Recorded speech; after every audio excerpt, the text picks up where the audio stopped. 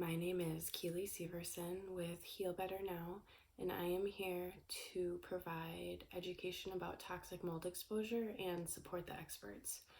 My experience from toxic mold exposure comes from 27 years of my life living in places that have been damp, wet, or have active visible mold. And even though I grew up my whole life knowing that I lived in a damp environment, I never had any idea what type of implication this had on my health until a couple of years ago, actually listening to a botanical biohacking podcast. I had first heard about mold. Now, if you're anything like me and you don't know anything about mold illness, just the idea of that term might make you roll your eyes. Because when I first heard about mold illness, I imagined a moldy loaf of bread chasing me around, and it seemed like a joke, okay? The joke was on me, because what I didn't know at the time is that my health had actually been manipulated my whole entire life, and what I thought was normal actually was moderate to severe mold symptoms until I got so sick that we basically had to flee our water damage apartment. You are not going to help your patients get better if you do not recognize what is at the root cause of their illness. And if you don't understand how common exposure to mold can be through our inhalation environment and also through our dietary environment, that's the point of this video. I would just like to lay some foundational concepts to start introducing how common it is that we're exposed to this, and just give some basic info about what it is that we're breathing in when we're inhaling mold and why it's dangerous and how it can affect our health. So I think it's obvious that mold grows from water damage, but what most people don't know is anytime something in your house gets wet, if it's not dried within 24 to 36 hours, 100% dry, biology dictates that mold's gonna grow. So anything in your house that gets wet from a leak or a flood or anything, those materials really have to be removed.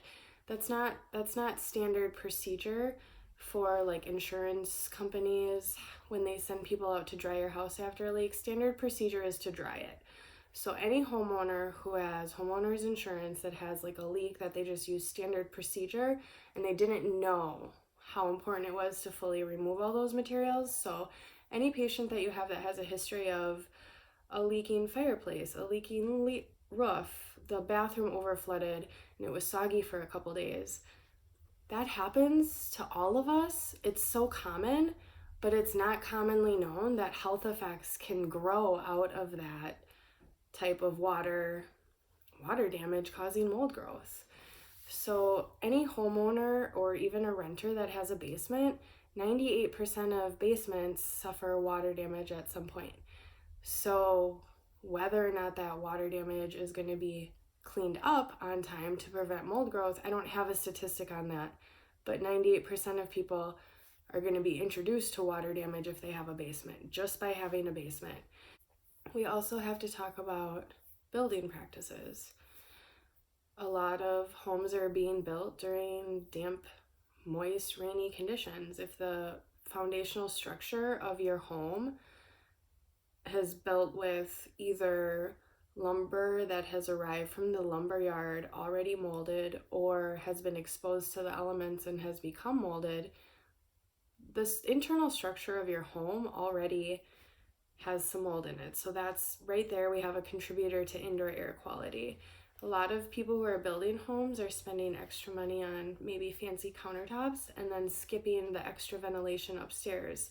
This can lead to poor ventilation, humidity problems. These all affect indoor air quality. The World Health Organization lists air quality as the #1 threat against human health.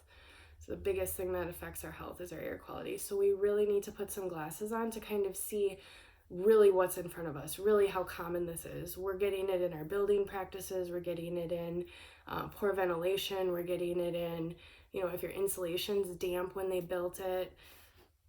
So there's, water damage not being addressed properly from insurance companies. Insurance companies actually used to cover mold, and they had to take so many total losses on houses because it spread so fast that they changed their policies. And so this is a foundational crack we have in moving forward as a group towards the mold community. Another red flag we have in like the mold community is there's some companies that don't have ethical testing standards. I had a mold inspection company, one of the best in the state, come to my house after I opened and exposed mold myself in my house.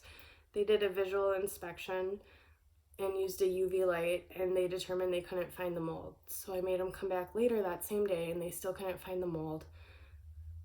So I had to run DNA samples, and within 14 hours, I proved I had Stachybotrys in my home. These are standard procedures for these companies to not find the mold.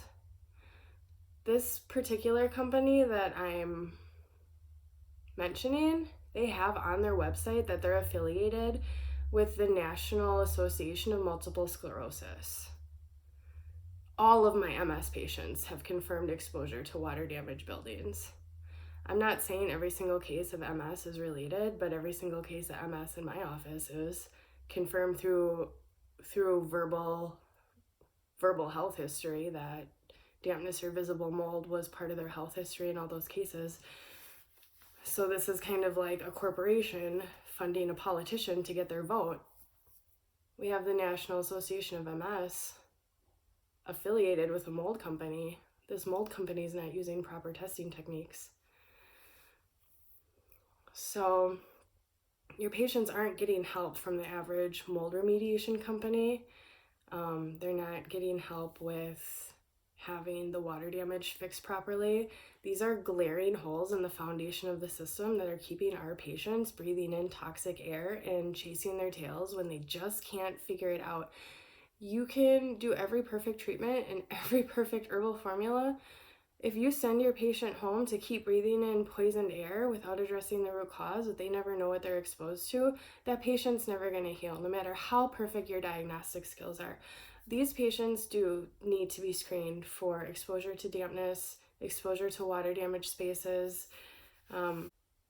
Inhaling poison from a Chinese medicine perspective, we can talk about what that's doing to our gathering qi.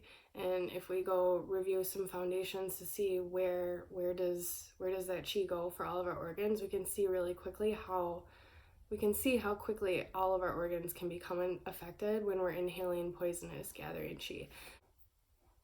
That was just a little brief introduction as to how common mold is. I also want to mention humidity, just areas of high moisture, high humidity, homes that aren't built to vent moisture, humidity out, or even like whole cities or whole areas that are really high in moisture and humidity. I think it's important to be aware of the full scope of ways that we can be encountering and inhaling different components of mold. It can be all of the ways that we mentioned. And then the other thing that I want to mention about inhaling mold is it's not just the mold spores.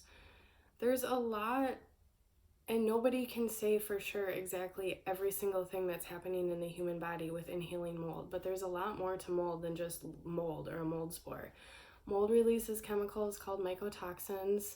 These can be neurotoxic. These can be used as biological weapons. These are well researched as dangerous toxins for the brain and nervous system.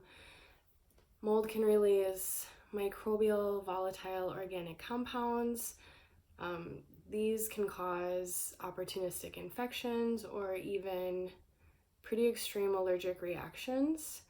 And mold DNA in the home can also trigger some immune responses. So it's not just the mold in the house hiding under the floor.